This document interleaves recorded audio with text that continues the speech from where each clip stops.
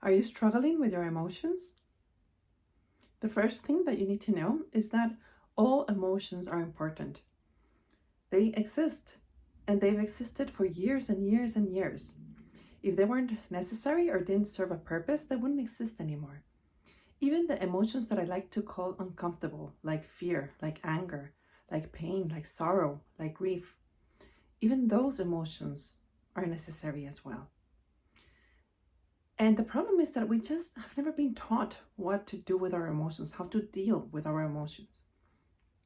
And then most of us just try to avoid the ones that are uncomfortable.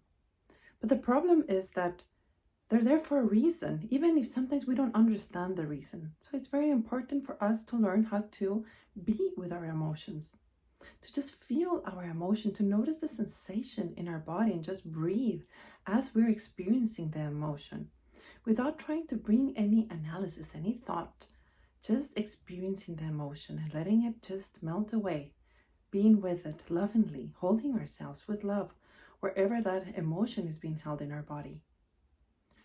And that way we don't store the emotion, because we know that sometimes when we're not experiencing, not allowing ourselves to feel the emotion, we just keep it inside of us. And it makes us sick. We know that stress, tension, anxiety can give us ulcers in our stomach. This is something that everybody knows.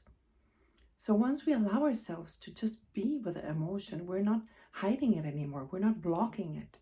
We're not rejecting the reason why it's there. And it's there for a reason that we may or may not understand. Another thing that is important is that we need to understand that we're not our emotions and we're not our thoughts. We often identify ourselves. We think we are our emotions. We think we are our thoughts, but we're not. We are the one that is experiencing them. So don't judge yourself.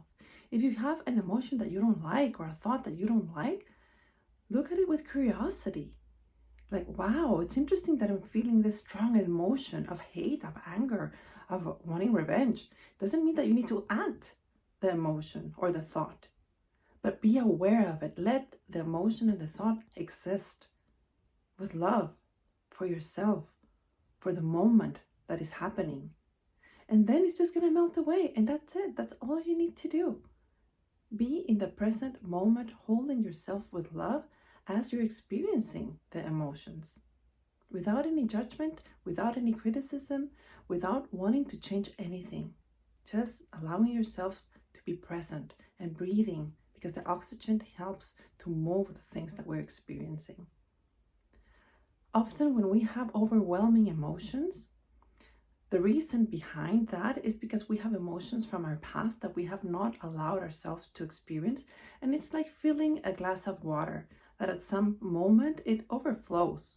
So a little thing makes us completely overwhelmed with anger and we explode. And it's not the little thing, it's all the anger that we have not allowed ourselves in the past to experience, to feel, to be with. And then it comes in a way that is not manageable. And we hurt others, we hurt ourselves when we act, when the emotion is so intense. You know, I always like to say that when emotions are very intense, emotions go up and the clarity in our mind goes down. We know the story of the girl meets the boy and they suddenly decide to get married, and they get married and it's the worst idea ever, because it also happens with positive emotions, or what we like to call positive emotions, that are the ones that we like to experience. So we need to make decisions when we're not with the intensity of the emotion, because we're going to have more clarity. It's going to be helpful for the emotions that we're deciding to do. So if we have a lot of emotions blocked from our past, we need to start going back to those places with love, to start exploring those emotions that we have blocked in the past, so that we start releasing them and they don't affect anymore our current present situation. And another reason, from the perspective of family constellations, another reason why we can struggle with emotions is because we can carry emotions for our ancestors. And then we are completely depressed, maybe because we feel that we don't deserve to live and we feel unworthy, we feel completely without joy in our lives, and it might be from an ancestor, from something that happened in their lives. Maybe we're always exploding with anger. Again, it can be from an ancestor. And family constellations modality is such a powerful modality to help us release the emotions, the entanglements, the loyalties that we have from our ancestors that block our present life, so that we're able to deal with our present situation without carrying things from the past, especially carrying things from the past that don't belong to us. So this is what I wanted to share with you today. I hope that is helpful, and I hope that this gives you some ideas and tools on how to start navigating emotions in a better way.